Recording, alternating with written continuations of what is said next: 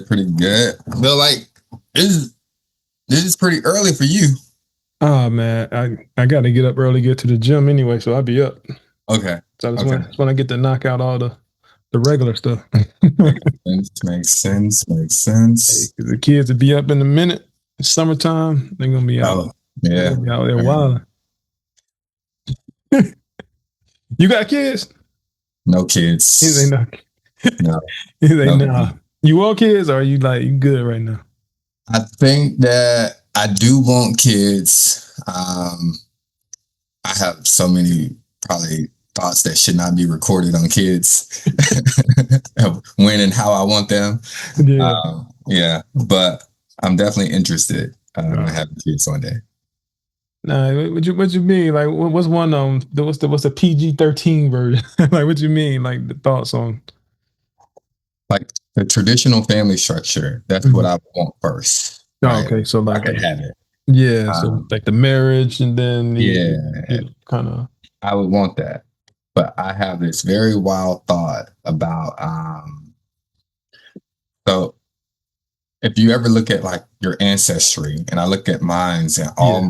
my family is like really US centric, right? Oh, okay, yeah. So But like Native American, like from the early days, or you just talking about? African American, they're all Yeah. like based in the US. And I Oh, looked and I was like, oh, I got like one or two cousins that look like they're overseas or something yeah. like that. Right? And so I was like, but we operate in this world where it's global economy, Yeah. right? And I was like, well, how do you like you can go out and build all the networks, right? Yeah. And try to, establish yourself globally. But I was like, but if you did have a child that was in Africa, one in the Middle East, one in Asia, and they literally like built themselves up in those economies, in those networks, now all my kids would have an Uh, extended network, yeah. right? And I was like, but that's global, but that's like a risk that like, oh, if you took it, because I'm like, oh, what if one of my kids or my cousins could be like, oh yeah, I just got to call my brother over in Japan right quick, and we can look into that Yeah. market a bit, right? And I was just like, it's a wild thought, but I'm No, like, yeah. I mean, you really like a distributed network, but with kids. exactly. Exactly. A distributed network with kids. And I'm gonna keep those to myself. I think I only told my mother, and she was like, well, I mean, if you look at someone how like the elites move, that's what it mhm, looked like. Some of them be doing actually. exactly. When you think they have, oh, Elon got 18 kids. Oh, they got this many kids. Like when you look at kind of where they stationed at, Mm-hmm. like hold on, this might be a strategic play more than just a parenthood type thing. Exactly. Exactly. And sometimes I think with us, we gotta like while it may not seem ordinary, there are some strategies out there for gaining like Yeah, wealth and generational like things when you can say, oh, I got family in Africa when we're yeah. looking at African opportunities, and it's like, but who do we know? Yeah, you gotta plug. You gotta plug everywhere. Exactly. You It's got to like plug everywhere. So you got eyes and ears on the street. But no, exactly. that's we might get more into that later. But normally how we do it, like I said, we'll do like 7 rapid fire questions. We'll get into the meat of like some just general regular questions, and then we'll end with 3 wrap up like introspective questions. So Okay. yeah, so we get it kicked off with the rapid fires. It's just kind of they're pretty random, kind of get you. I mean, not that you gotta get loose or anything, you know what I'm saying? It just kind of get your mind kind of like going a little different places. Just Makes sense. Makes kind of sense. set the tone. So I'll start it off with the first one. Describe your personality in one word. Bull. A book. I like that. Meet aliens or speak to ghosts. Alien. Alien. What's your current age? 37. Right now, as of today, what are you the top 1,000 at in the world? Pivoting. I'm good. Pullover hoodie or zip up hoodie? Pull over. Tequila or whiskey? Neither. Increase creativity or increase intellect? Increase creativity. All right, cool. Yeah. You said neither. You don't drink, or you don't. Those not just your choices. You rather have something else. I hadn't drank in 14 years. And then I finally had a drink because there was nothing against it. Yeah, I just like didn't pick it up. yeah. And the only thing I had recently was Hendrix. gin. Oh, okay, yeah, I know you're talking about. Yeah. And I was like, oh, this is nice. And with a French 75. And then I was like, okay. But I never done whiskey or tequila. So I was just Yeah. like, Oh, okay, I yeah. just stuck to that. So I was like, no. So I'll just, that shit was a French 75. I've done French 75s and I liked it because doing it with Hendrix and Elderflower. And I'm just like, all right, it's a cool drink. I don't That's have your a speed. hangover. You ain't got to worry about too much. Yeah. Exactly. It's like, Something you can get socially that you ain't got to worry. exactly. Like get it socially, have one, and that's it. Yes, I was the opposite. I didn't drink until I was like 25. Okay. Like again, like you said, I didn't really have nothing against. I just never had like an urge to. And then also, growing up athlete, like, Exactly. smoking, drinking, I was always looking for the advantage. I seen Exactly. everybody else doing. I mean, shoot, I had a hard enough time running a mile. I ain't need to smoke or drink to make my Exactly. lungs and then liver and all this other Exactly. stuff, like getting cramps back here. My lung, I'm Hmm. like, shoot, man, if I start doing that, I'll be even worse. So let me just Was exactly the mindset of why I wasn't even touching it. no. I see somewhere that you grew up on a farm. I did in Man, Mississippi. how was Yeah. that? How was the farm life?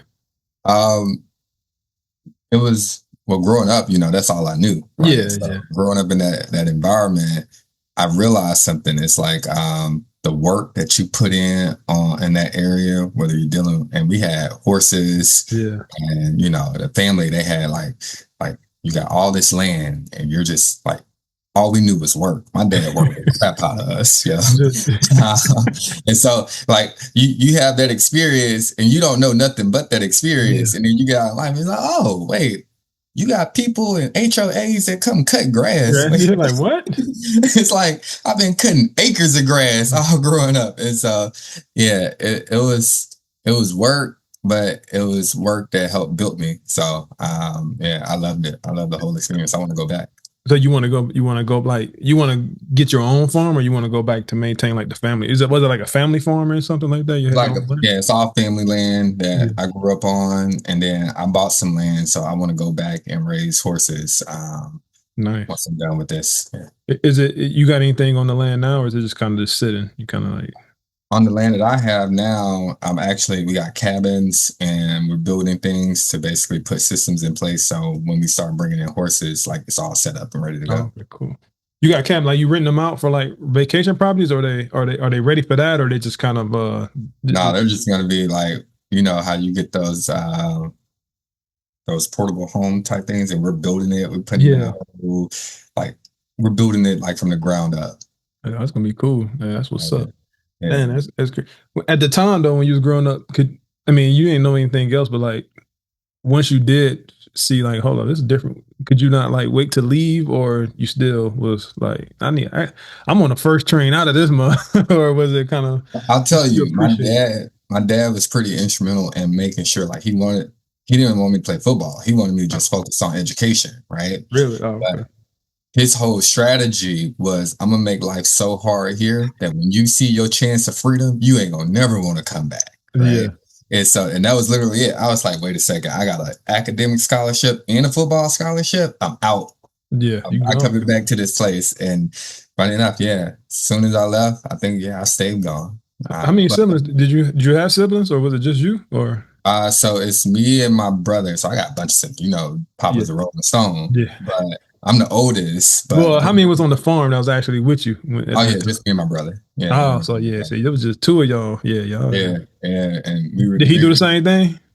Did he get out? He's still in Mississippi. He joined the military, Oh, okay. and I'm like, I think he probably got work harder than me. He's like 6'3", 280. I'm like, oh Oh, yeah, yeah. he was carrying hay bale on his back. Uh-huh.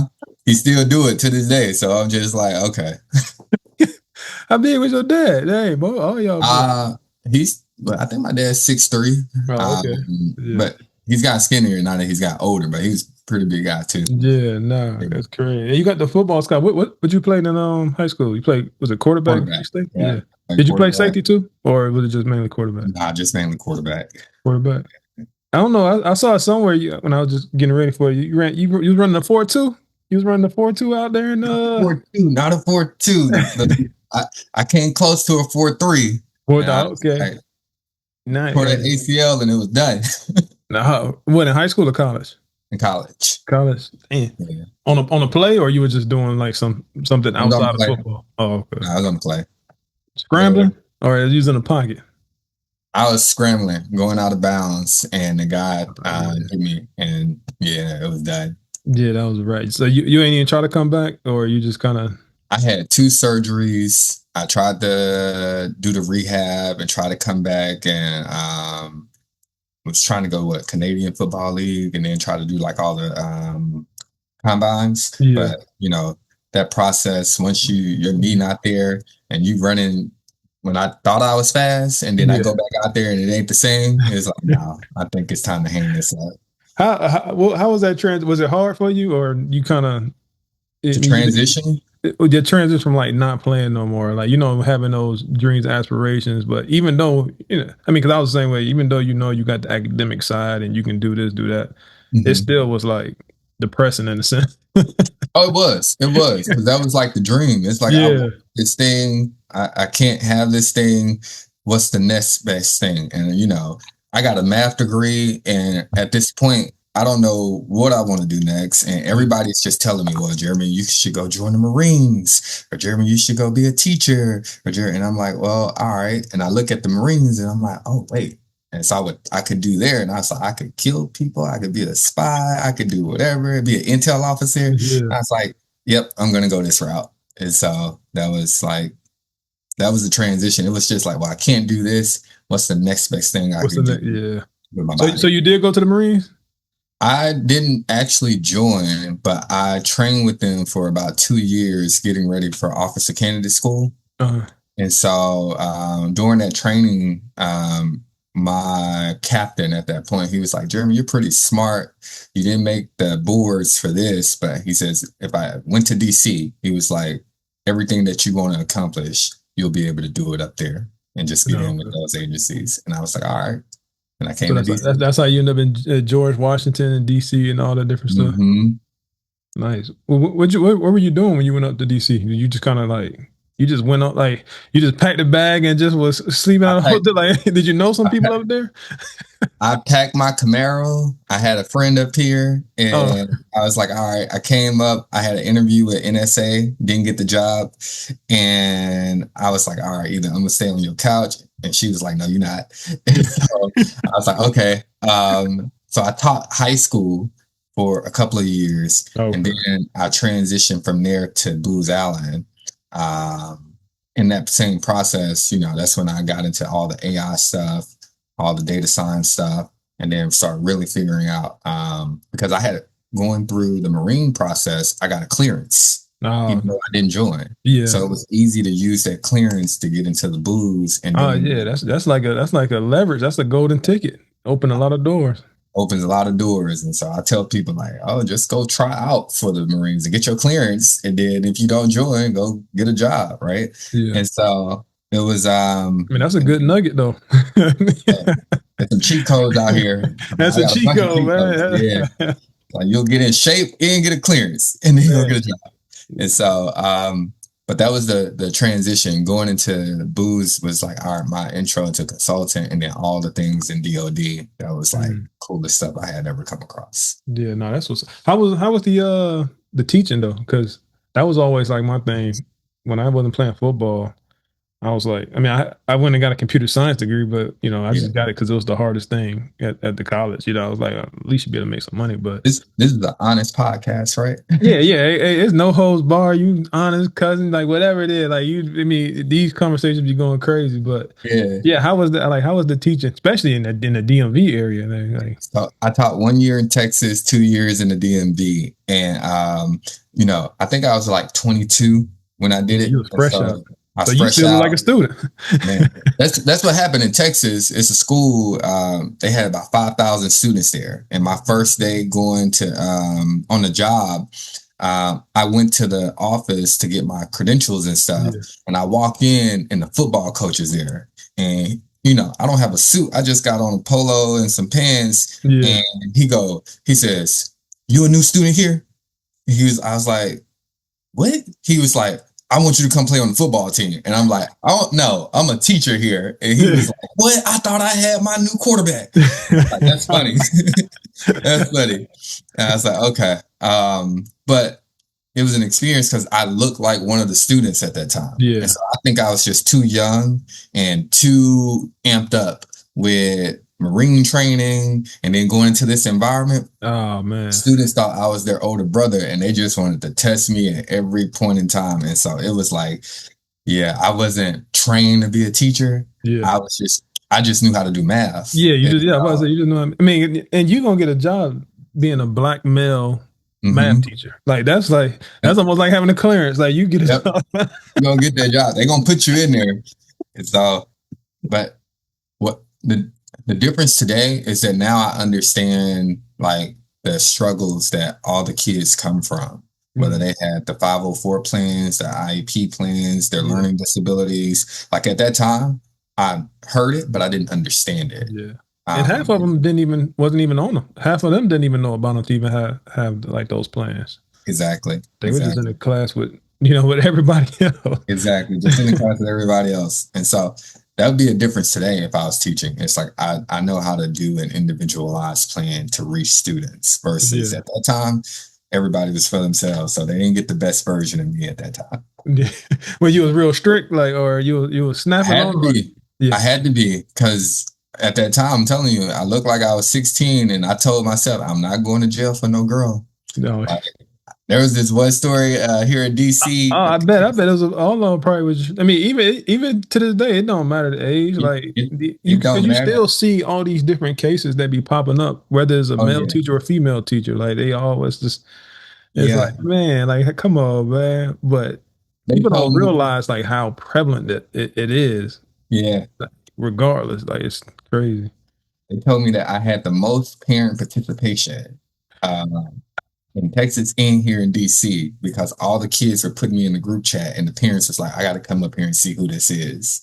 And I was like, well, great. I'm glad y'all are participating. But yeah, it was Did you interesting. understand then? You was oblivious, or you knew why they was why it was Well, I happening? knew why they were coming because I Oh, had one dad come up. A mom and a dad came up because their daughter was like fell in my class, and the daughter was like, "He's so mean, da da da da da," and yeah, they was like, "He won't even say good morning to us." And the dad was sitting there with the principal and me. We're in this room, and I looked right at him. I was like, "I'm not getting in trouble for nobody. These girls play games." I don't play games with none of them when they come in and they're trying to be on the good morning, and it's yeah, it's the wrong type of good yeah. You morning. say yeah, it's the wrong good.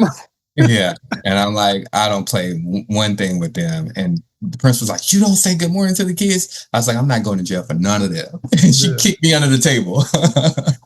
And so, but yeah, he understood because Because all it takes is just one thing. Like, all it hey, takes is one. And Mr. so, Lawson flirting with me, da da da. The parents come up there, and exactly, then there's a whole list of exactly, people that's coming out saying, "Yeah, every yeah, morning he only talk to the girls." exactly, exactly. So I at least had that wherewithal to know, like, I had to get out of that environment because I wasn't built for it at that Yeah, time. Yeah. yeah. That's. I mean, that's a. I mean, shit. Anytime, like even now, like you still got to have a because the. I mean, the kids are always, even when we were growing up, we always was, kind of unruly, like just kind of all over the place. But I think it's a little more disrespectful now because kids know what they can get away with more. Yeah. Then we had a little bit more fear. Yeah. What I'm saying? Yeah. Rather, we had paddles in school, whether we had like we thought we didn't know all the laws and different things. It wasn't Hmm. social media giving us 30-second, 60-second clips of you can do this or people can't do that. Now these kids kind of they like little mini paralegals. They know what they can get away with. Oh, he can't touch, he can't do it. So they just Exactly. be like you say, they just be trying you for no reason. And I was the one that body slammed somebody. So yeah. Yeah, you're like, no, I've been looking for a reason. Uh-huh. They I also seen some you participated, like you was had some kind of involvement with the Special Olympics. You mentioned like IEDs or like all the different plans and stuff. What was like what was your involvement with that? Because you got on like on your LinkedIn and different stuff. Like what did you yeah. do? That was back in college, at William Penn University. So all the football players, they would bring like and host this event with Special Olympics where they invite all these kids who had disabilities, which is kind of near to me because my older brother, he had Down syndrome, Mm, and he passed away as a child. But to be able to participate in that and to play football with them, and just yeah, to help them go through that experience, like that experience in itself, like it's like it was just a way to give back when you yeah, had nothing else to give back but to just make somebody happy that day. yeah. So No, I bet they probably were loving it too. So y'all exactly. just kind of like what was it like little mini setup, mini scrimmage or playing like the outdoor football, did like little drills and camp or Like something. drills, like a whole little mini camp. Yeah, Yeah, yeah. And so we did that with all the kids in the Iowa area. I think it was Oskaloosa area. There's a lot of kids, but um, yeah, and they all had disabilities, and so it was a really great experience to try to, that's show where's them. William Penn? Where's that at? That's in Oskaloosa, Iowa, about 40 minutes, I think, east of Des Moines. Man, so how how was that going from Mississippi? Did you went straight from Mississippi to Iowa? No, I went from home in Mississippi to Northwest Mississippi Community College. No, okay, yeah, And then from community college, I went there 1 year, and then I went to Iowa to William Penn University. yeah. Was To that a play culture football. shock for you? I mean, it was in the middle of the field, so I So, had some, so that was kind of similar. yeah, it was a little similar in that, but just from a what I'm used to as far as a demographic shift, Yeah, um, it was a little bit different. Now we had a lot of players from the South, from Memphis, from Florida, yeah, so we kind of made that home within that within ourselves. But yeah, it was a little bit of a shock yeah. I must say go that. away from home. I went to a JUCO in Ely, Minnesota. It was like an hour away from Canada, Yeah, across the water. It's Vermilion Community College. Like that was, yeah. That was, I mean, if the football team was all the only thing that was there, everything else was, it was like it was white people and mooses. exactly, Gas stations exactly. and grocery stores closed at like 7 p.m. and stuff like that. Uh-huh. I mean, it was crazy. Like, I mean, we were all well. At least, I mean, people I was with, we adapted pretty well. Like, I mean, it's just one of them things. You got to do what you got to do. But Exactly. it was some people was hurting. Some people got out there, they were gone like the first week or two. They were like, Hmm. "Nah, I'll just go back Hmm. and I'm good." We had a purpose, so it was we just need to get some film and get out. So I was I only just out knew I there. wasn't going back home. That's all I know. Yeah, I'm yeah, that's what not I'm going back to saying. my Like, dad. Nope. I was coming from Jacksonville, Florida, like the Oh side of yeah. town where I was from. We ain't nothing good there. Right. Right. Like Right. you gotta make something shake.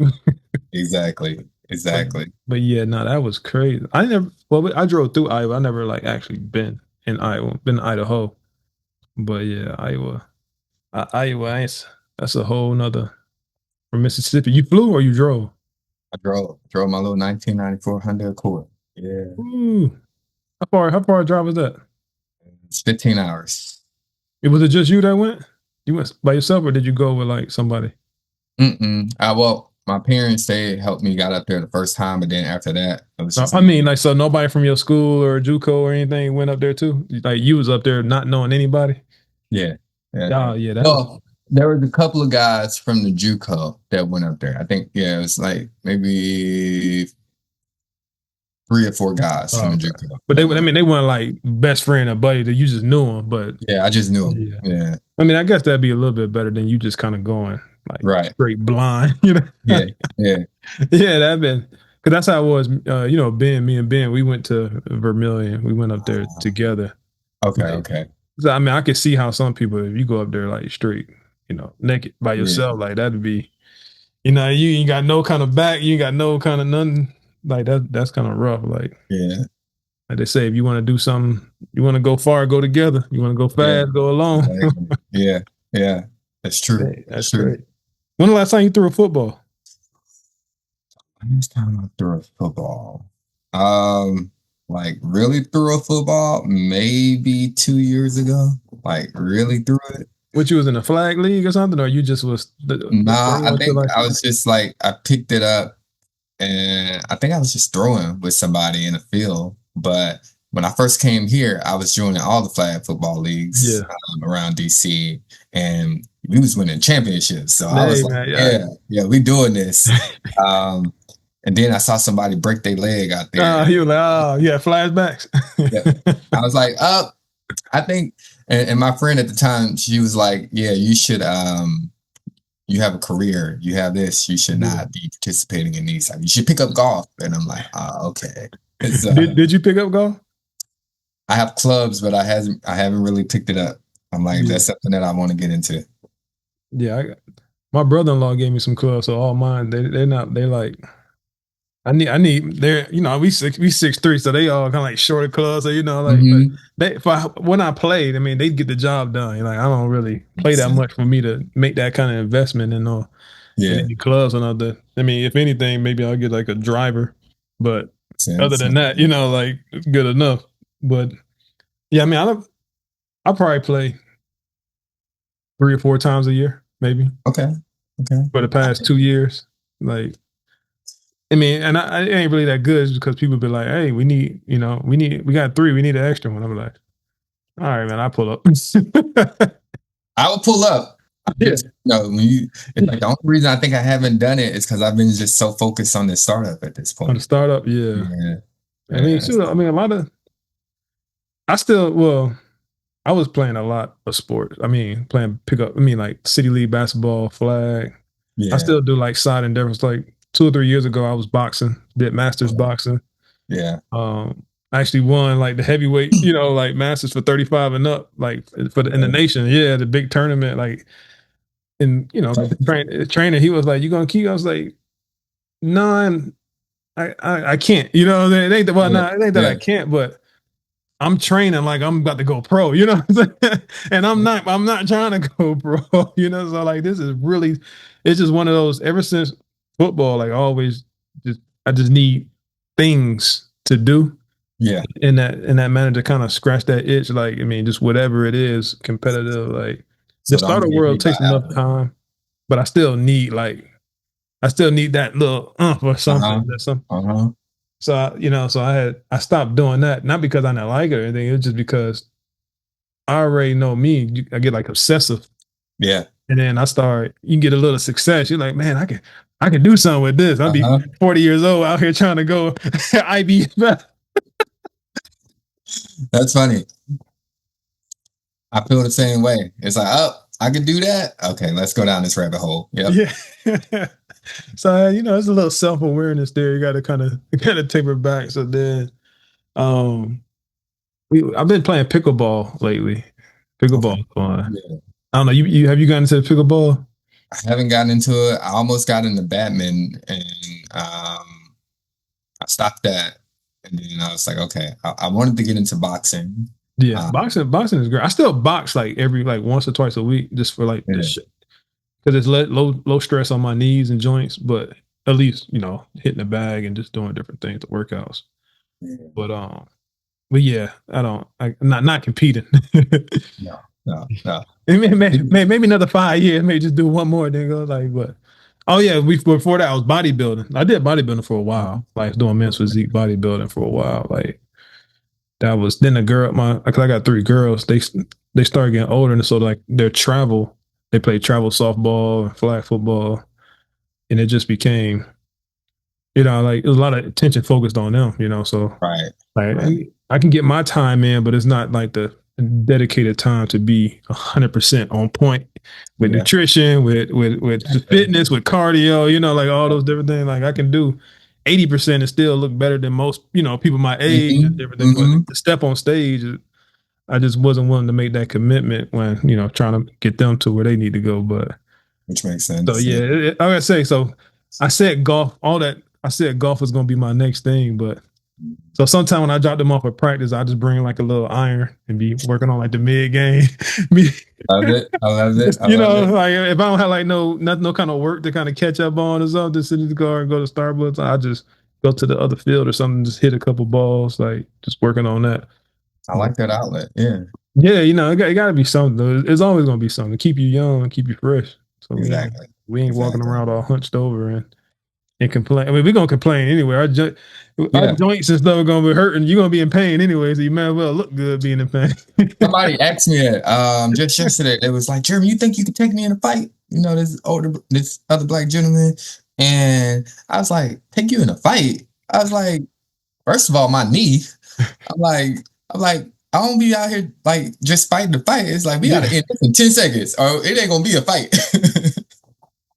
It's like, I know. no, Like what? No fight. Like come on, man. Like uh-uh. maybe you know. Hey, that military training might kick back in. You know. Uh-huh. Like, I was like, it's funny. The Marines don't teach you to fight. They teach you to kill and go yeah. to the next thing. I was like, we don't, no, it ain't a fight that's happening here. Uh, So, that, that's how it be, man. Because a lot of people like be trying to, you know, like the younger people, they try to like tussle with you, try to like. mhm. I was always that kid that people got mad at because like they were like, man, you took it too far. You played too Uh-huh. hard. Played too like somebody always got hurt. It was like I don't know how to not, you know. You know what I'm saying? Like Yeah. what's a I can't just play like that thing coming, you know. Uh-huh. So it's like you say, like, man, I don't. No, I can't. It's just better to be like, nah, you Uh-huh. got it, you got it, you got it, because it's gonna get. It's not gonna be serious, but it's gonna get serious because like just instincts or just something kick in. So Exactly. just take the Exactly. L. Yeah, you Me and talking my about. brother now, we said it, I think the last time I went home, because we'll see each other, and then it's like, oh, he bigger than me now? I'm gonna test him. And then the last time I went home, I told him, I was like, we're gonna stop this now. We don't have to do this no more. Hey, that's 280 on you, man. You Look, got. it was a lot. It was a lot. And, he's military police, and he's like, he does Oh yeah, he's still he works active in with it. he works in the prisons, right? And Oh, so he he getting he. body slamming guys all the Yeah, time. And I'm like, okay. I was like, yep, I ran up on him, and for 5 seconds, I thought I had him. yeah, It's like, yeah. yep, no, that's the end of this. That's crazy. Now you mentioned like the time and stuff with the startup and all that. You being an entrepreneur, like could you ever go back to having like a regular job, or you permanently wired for like this startup ecosystem space? I think I'm permanently wired for startups. And I think if I ever tried to go back and work for a company, I'd be the worst employee ever. Like, I was already the worst employee, like coming out of college and Yeah, working in schools. Like, they would never give me a first period class because I never showed up on time. yeah, Like, I was like, I'm not going to be here at 7. Like, I got to do my own morning thing, and then I will get here and teach math, right? yeah, So they never gave me first period classes. And at this point, because I always wanted to do my own thing, like the hustle, I bought laptops from a Gov Deals, right? yeah, And bid on it, bought a bunch of laptops, and then went and set up at like this little street market and was out at 5 a.m. like hustling, selling laptops, right? It's like I always just wanted to be like entrepreneurial and start my own thing, but my family's entrepreneurial, right? yeah, It's like from my grandmother, great grandfather, my mom runs her own hair salon, right? yeah, And so for me, it was like, well, I got to do my own thing. And so working for somebody at this point, yeah. You're like, eh. Now, it not if ain't you don't never. have to, like maybe temporary or something, but like for long term. No, yeah, long term is probably not a good thing for me. Yeah, 'Cause I was thinking about that. I went to interview with someone probably like a year ago because I was like, oh, I need some extra income.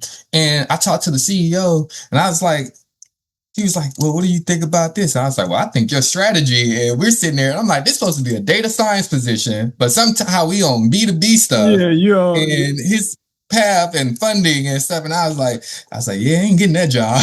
yeah, he was like, man, I didn't came in here and critique my own potential boss. Yes. Yeah. And he was like, and he got everything out that session.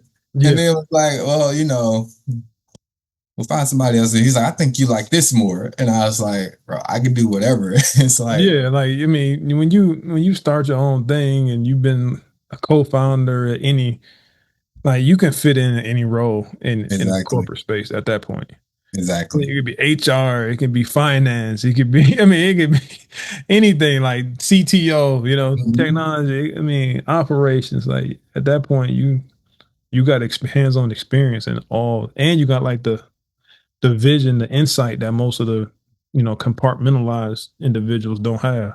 So Exactly. you kind of know how the sausage is made in a sense versus Exactly. Exactly. yeah. And I mean, but that's when they tell you overqualified. Yeah, literally. Oh, you're overqualified. I'm like, no, that's funny. All right, I'm Yeah. just gonna stick It's to like, what I man, really, we don't want you come. We want you to know your role. Shut your mouth. know. Uh-huh. That's literally what it is. It's like you might be smart, but you just gotta take what Yeah, they. you come there as a data scientist today, next week you trying to you causing an uproar, some mutiny because you got everybody. Well, yeah, Jeremy's right. Jeremy's Yeah, right. exactly. I learned that lesson, and I was like, oh no, okay. I mean, it could be unintentional too. You could just be sitting there just chilling. Man.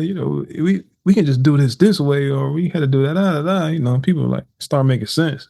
They Mm-hmm. looking at their manager sideways, and then they Mm-hmm. looking at the CEO sideways. No, it's like, yeah, no, we don't need that. Yeah, you're messing up the culture at that point. Yeah, you messing up the culture. Yeah, Yeah. you a cancer. Uh-huh. Nah, that's Exactly. funny.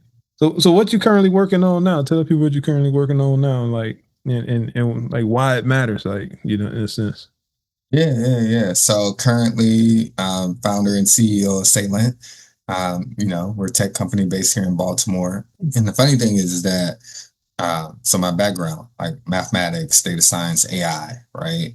Yeah, And working on problems in the DoD, we kind of started this company thinking we were going to continue to solve problems in the DoD space, right? But ChatGPT killed that ideal, yeah, right? And innovation just outpaced us. And so we were, continually building the startup, and those co-founders left. And so I was really trying to find an identity of like, what do I do with this knowledge? And what happened was about a year and a half ago, I get a call from my mother, and she tells me that my 7-year-old nephew is suffering from brain lesions, right? mm, And, they're back in Mississippi, yeah, and they're taking a very long time to really understand his problem and, really help him out.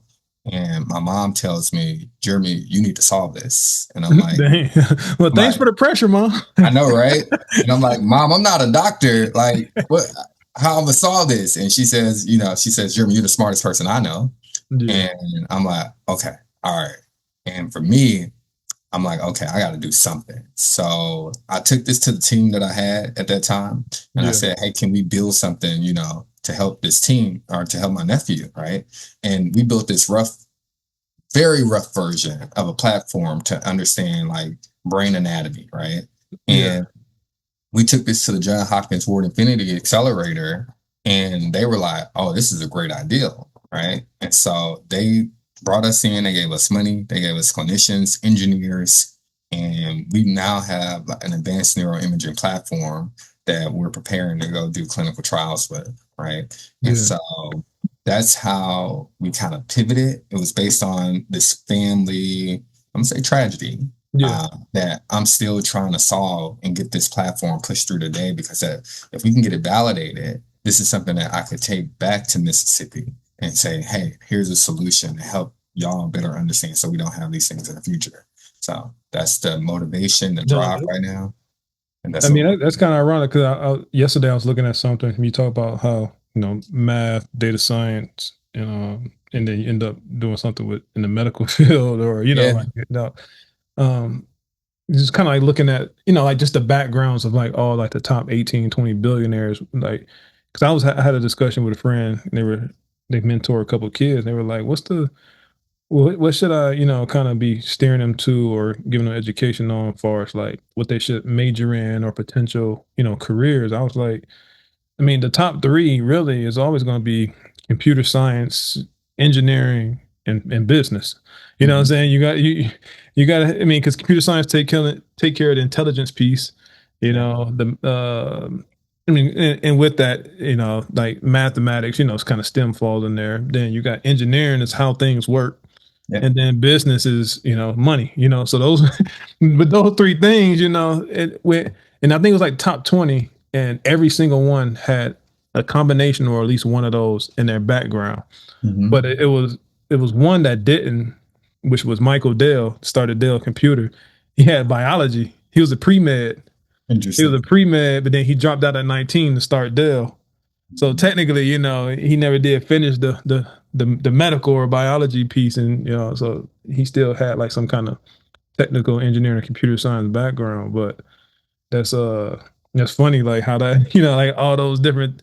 It don't really matter, like at the end of the day, you know what I'm saying? Like if you got I the agree. aptitude to solve hard problems or challenges, you gonna figure it out, or you know what I'm saying, you can pivot to, like you said, you're the top 1,000 in the world at pivoting.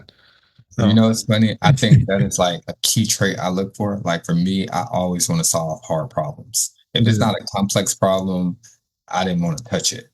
yeah, And so it's like building up the ability to solve hard problems and be the person that people go, oh, this problem, go talk to Jeremy. Right. yeah. I wanted to be that person. And so I think that has helped me even get to this point with the startup of like, that's a hard problem. Yeah, we can do it because it built that muscle at that point. How does the tool the company's called Salient? Is the product called Salient, or is the product called something else, or is it kind of synonymous right now? So it's called the Salient Smart Med Workstation. Smart Minute or Smart Man? Smart Med. Smart Med. Okay. Yeah. So it's a smart med workstation. And basically what it does is take MRI and CAT scan images and runs it through a proprietary algorithm to basically analyze. Right now we're doing tumors. Yeah. So different brain tumors. We can basically tell you the volume, the tumor boundaries, best biopsy location, give doctors basically all the KPIs that they're looking for Yeah. with about a 98% accuracy against our model. And then we also provide that fully immersive 3D simulation where they could put on the headset Yeah. and really see the tumor up close with different viewpoints of what the AI has actually segmented for them to see. Nice. Now is that without the headset, is it more so for the doctors and clinicians to use, or will this be something that if I had an Oculus or some Meta glasses and I had my own X-rays, would I be able to see my own thing, or just like strictly for like in office type usage? No, we built it for the clinician, for the doctor, so they can better plan surgeries Hmm. and decide their go or no go. Yeah. Um, but I do think at some point in the future we will have a patient portal where Yeah. they would have their view and they could look at it, whether it's just on screen or they have their own Oculus, and then you just project that to Yeah. like the headset, right? That is something that I could see us putting out. But right now, it's like we need to get kind of like what I was doing in the DoD side, where it was like I was getting information to the general so he can make a decision fast about what Mhm. he needed to do next. This is the same concept of getting the information to the neurosurgeon or the radiologist to say, this is what needs to happen next. Right. Yeah. Now, what's the I guess with you solving like the hard problems, like what's currently the hardest problem right now with the company? Is it get scaling the tech fast enough? Is it getting funding, or like what's like what's the current challenge that keeps you up at night right now? Yeah. And they say if money is your problem, that's not the actual problem. Yeah. Right. And I'm like, tell me that. Okay. Yeah, like sure. Yeah. Um, but I think I have such a great team, right? It's like we got, stellar CTO, COO, clinicians, the engineers. And the biggest challenge right now is knowing I'm right here, that all I need is one yes Yeah. in anything. And I know that one yes from a customer, like we have hospitals that are just like, bring us up, like we want to work with you, but we need to make sure that on the institutional side, we have it set up correctly. Yeah. And I'm like, the the preparation to make sure the company is ready to receive the opportunity, that keeps me up at night. Yeah. Because I'm like, when that yes comes, are we prepared to meet the opportunity? Right? They say yes to the pilot. Now, can I have the funders who see like, oh, you got a major blue chip hospital that's going to run a pilot with you? Yeah. We'll fund that, but can you make sure that the roadmap and you needing the scale? And I'm like, this is like, it keeps me up at night because I'm like, I have a lot of people depending on me that Yeah. want this to work, and I'm telling them because I'm an optimistic person, and I'm like, it's gonna work. Yeah. And then if it doesn't, it's like everybody's putting their eggs in this basket with me and they're Yeah. believing in my vision and my dream. And I'm like, and I wanted to succeed. And all I know is to say, yes, it's going to succeed. So Yeah. that is what keeps me up at night. No, that mean that makes sense, especially when, like you say, you got people depending on you. So, Yeah. but at the end of the day, too, like there, if you know it's going to succeed, Plan A, then it's no need for Plan B. You know what I'm saying? Like, Agreed. because you're Agreed. taking your Agreed. energy and not focusing it all on what you need to. So Exactly. it's a lot of people don't. A lot of people don't subscribe to that method, but at the same time, you got to have like that. I mean, a lot of people like to call it that delusion in a sense. Oh, I'm the most delusional then. Yeah, I mean, but don't. Yeah. But what's the ad? The Apple ad back when Steve Jobs, the people that are crazy enough to think they can change the world usually are, Uh-huh. or usually are the ones that, not don't quote me on it, not verbatim, but that's Yeah. the whole point of it. But yeah, so like you got to like, I mean, or nothing else is not gonna be done. You're gonna have the same status quo, same, you know, garbage in, garbage out. You got to have something come in to Exactly. shake things up.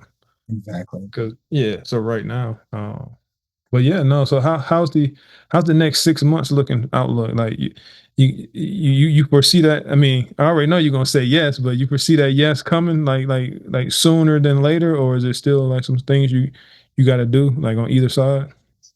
It's funny. I had a conversation last night, um, and I knew I was like, this week's going to be a big week. Like, I just felt it, right? And yesterday, I had meetings with Sibley Memorial Hospital and the John Hopkins Ward Infinity all day. Yeah, And I get a message from LinkedIn. It's like, it's the most random things that can change the trajectory, right? yeah, Sometimes I was just like, call me immediately. And I'm like, I haven't heard from this guy maybe like 2 years, right? yeah. And he was like, He talking about call me immediately. yeah. I'm like, call you immediately. He Let me said, check it. Is this the real account? right.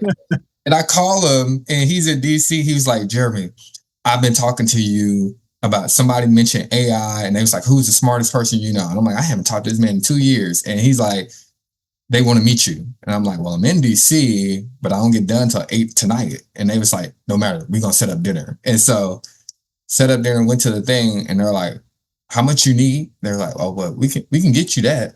And so I'm like, all right, y'all can help me with the pilot costs. And then the people at Hopkins are like, we're gonna find you the person to help you get this pilot, Yeah, right? And be your champion on this side.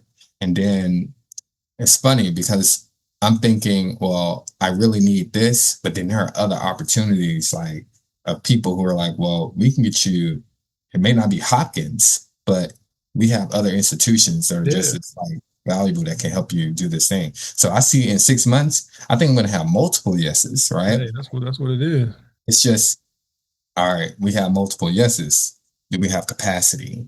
Do I Mm. have am I going to stress out my team, making them do these things? And then do I need to add more people? Like for every yes is a new challenge. Yeah.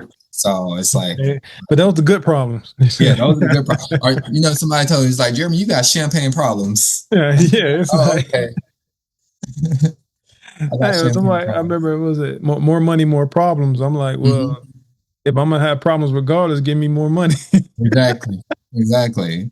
Hey, you know what I'm saying? So like, no, that's I mean, that's what you want though. That's part of I that actually just, yeah, that's just part of the process. That's what keeps it fun, exhilarating, kind of that's that adrenaline rush of being that entrepreneur of like mhm, mhm. it's always something next, until you just get tired. You know what I'm saying? Like, Yeah, exactly. like it's kind of hard to get complacent when you you starting stuff and you got to fight Exactly. for it. If it come easier, then you can kind of just sit back and chill. But Exactly. like in moments like these, that's what it be. That's when it really tests you, and but it's more rewarding, kind of like more like fulfilling in a sense. Like Mhm. you actually did something, especially when you got the purpose that how it started. Exactly. You got the story behind it. Do you tell that story like when you in like pitches to investors and different things like that? Like the I am telling that story more. I told that story recently to the team at Deloitte. Now that we have them as partner, because they're like, oh, they were interested in what we were doing when they were Mm. assigned to us. But I was like, you got to understand, like my passion behind this. Yeah, God has given me this to do, and the impact of what this does, like they changed our thing from meeting once a month to now meeting weekly. Yeah, Because no, I'm saying it's all in the story, man. That story is, it's like what sets you apart. Like I always used to. We went through the I-Corps program. I mean, I've been through a couple, but it was one analogy that they used that really hit home. It was like on Christmas Day, you buy your kid like a robot or some kind of toy, and they open it up, and then they all super excited. They open it up, and it's Mhm. like no batteries included. So now Mhm. you don't have those batteries. You got to like leave, go to the store, da da da. And it's Yeah, like the whole story is, simple. The simple trick would just be add the batteries, and right there on the packages, batteries included. So now when that kid opens it up, pop the batteries in, or batteries already in, it's working right out the box. Same toy, same thing, just that little difference. Take from here to here, because exactly. you selling the story, you selling the experience of, you don't have to break the flow. You don't have to see the sad face on your kid's face on Christmas Day, because now they Mhm. gotta wait to play with a toy that they probably, it might be the only time. You know how it is. You get a toy, you play with it for them first 2 days, and then it's like in the back of the closet the rest of the. Exactly. Exactly. So you got that one shot to leave that impression. It's true. So And right. it's all about the story, man. It's all about Yeah, like that why in a sense. exactly. Yeah, but no, that's good. But no, we'll head for we'll do the wrap up questions, man. It's been good. I mean, they're not like the rapid fire. We still could have like discussion and stuff, but it's Okay. really toward the end. So the first one is like, to you, like what is ultimate success or fulfillment to you, like just in life? Not, I mean, it could be the business stuff, but like, at the end of the day, when it's all said and done, like what would be success, or what would make Jeremy fulfill? Like, you know what, I'm good. Yeah, yeah, that's a really great question. And I think it has changed over time for me. It When should. What yeah, Muhammad Ali say? I'm the same man at 30 as I was at 20. I wasted 10 years of my life. exactly, exactly.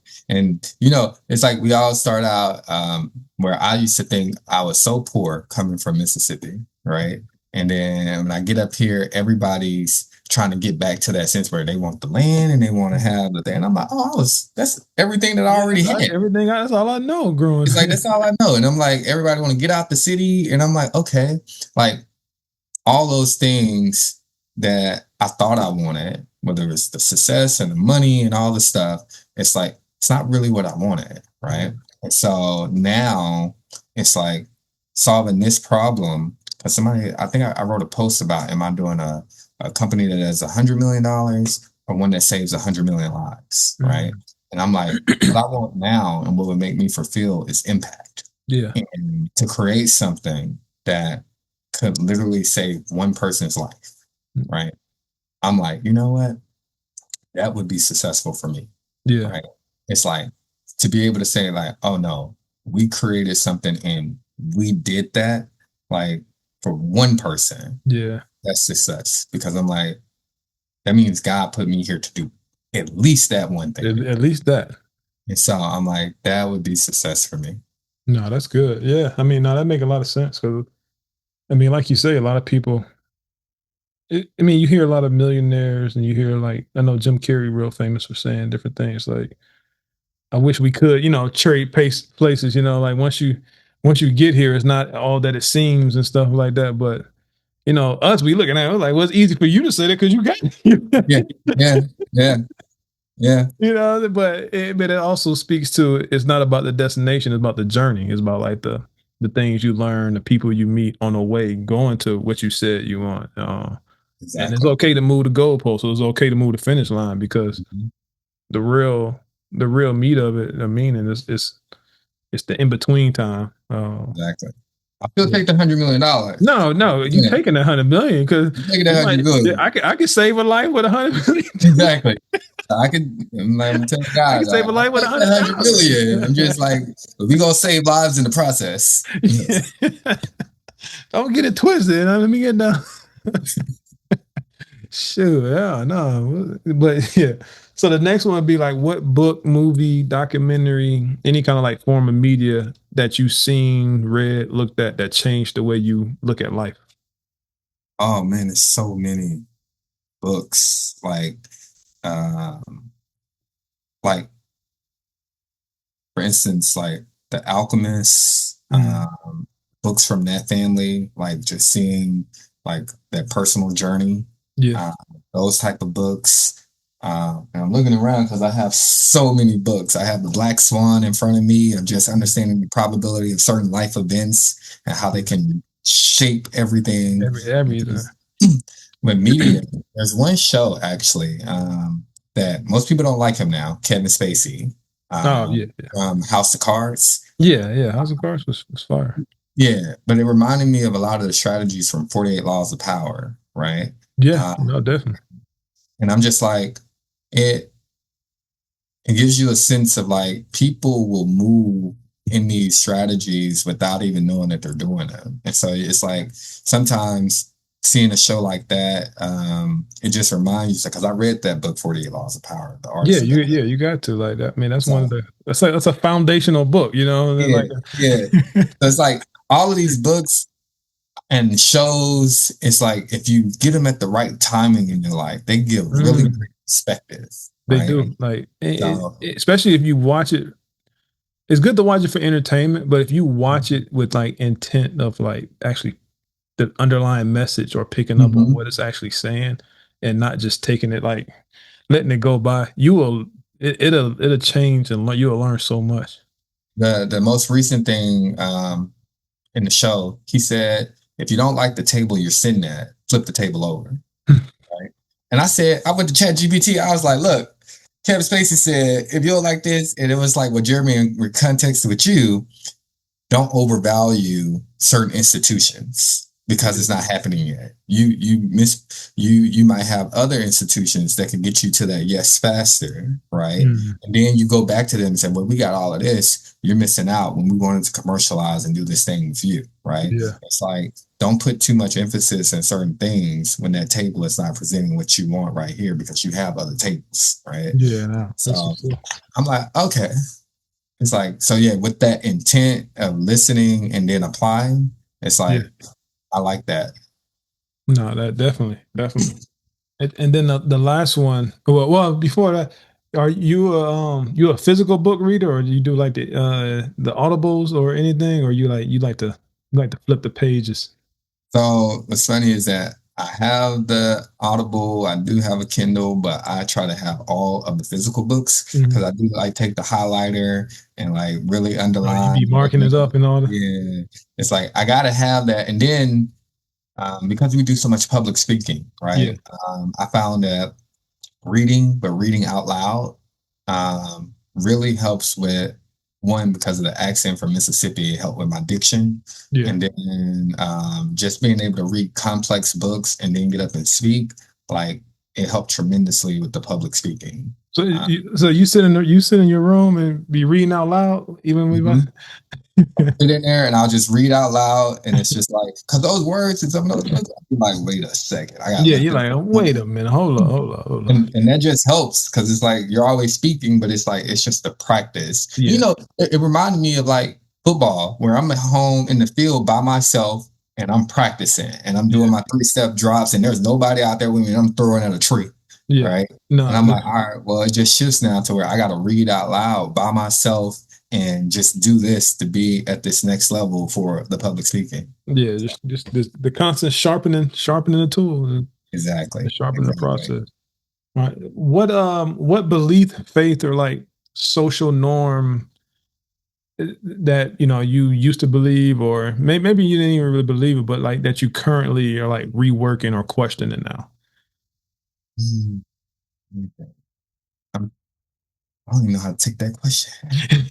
Yeah, that's the one I always get. Like, so I mean, Like, it could be any. So it could. A lot of people go for like they take a religious spin on it or like a faith spin, and some people take like cliche-ish type things like keep your head down and just work hard. Like some people say that they're reworking that or they question that because now it's like, well, why I gotta keep my head down? Like, yeah, like just different things like that they may have they may have like were told growing up or something, but now they're I like, got you. you know what Yeah. I'm saying? So it could be anything from, I it's a think, wide ranging. yeah, for me at this point, I've come to realize like when you see your life and you know how it goes and it's Yeah. like rhythm up and down, and I'm like, but every single thing that I imagine and put thought to, those things materialize. Like Mhm. I have full conviction in that. And even, and some things may take a little longer, but it's because I'm not fully committed to the ideal that I've Yeah. been imagining, right? And so for me, the belief and shift has just been like it's been fully aligned to God, right? And the Yeah. vision that I have, and then being intentional about all the acts that help me get to complete that vision, right? And it just goes back to being a little bit delusional, a little bit crazy, Yeah. because I can literally say that everything that has happened in hindsight has literally prepared me to be the leader for a company and to go in the direction that I'm going. Right. Even meeting you and Ben in Atlanta, Yeah. right, That at was that just table, you know, y'all said something I thought it was divine. You was like, God has you here, right now, to be at this table meeting y'all. And I'm yeah. like, who knew this would be the outcome? But I had to go through that experience to even get to here. So for me, it's just operating within that belief. One, knowing myself, which at that point I didn't know myself. I was Yeah. meeting y'all trying to figure out how to be like y'all. So it's like, but I needed to figure out how to be like me. Yeah. Definitely. So Definitely. that helped get to this point of really shaping of like when I have my vision, like committed to it, right? Yeah. Yeah. I mean, because a lot of people try to deter you. A lot of people have so many different inputs. Yep. Um, yeah, it's just so much. There's so much noise out there that you got to have a strong filter.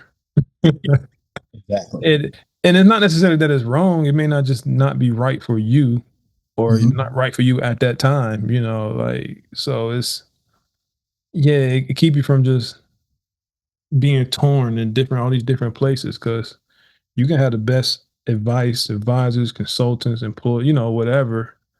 But if they all good information that's contradicting, Hmm. you're gonna stay in the same spot. You know what I'm saying? You're not going any other way because you just kind of listen and you're trying to, which is a good thing. You listen, but at the same time, it was a paralysis through analysis in a sense. Exactly. Exactly. Or you get to like the fake it till you make it. It's like, well, like I don't, I don't want to do that. Exactly. Exactly. But I'll say that's the biggest thing too. It's like now I operate in truth. Like I don't even pretend to fake it till I make it no more. It's like No, yeah, uh, everything you're gonna get from me is the truth now, and you either take it, and I believe in the truth so much that it has to be bigger than me even wanting to see my dreams come true. yeah, Like that truth, it just saves so much time. it And it's does. like you either take it or leave it. But the people who are for me, they're gonna come. I know that. They gonna come. Yeah. I mean, and some people, some people it works for them. Like sometimes you may have to fake it till you make, like especially younger off or starting off, like, cause like you say, when you really don't know, Yeah. but once you start to actually know, you start to hone in to like who you are. There's no need to do that anymore. No need at all. So, yeah, man. So but no, man, it's been good. I appreciate you taking the time. Appreciate you hopping on, especially Of course. kind of short notice and whatnot. It's been good. We don't need it. We don't need a podcast to chop it up. Oh He's no, not going for no, it anyway. no, no. But it,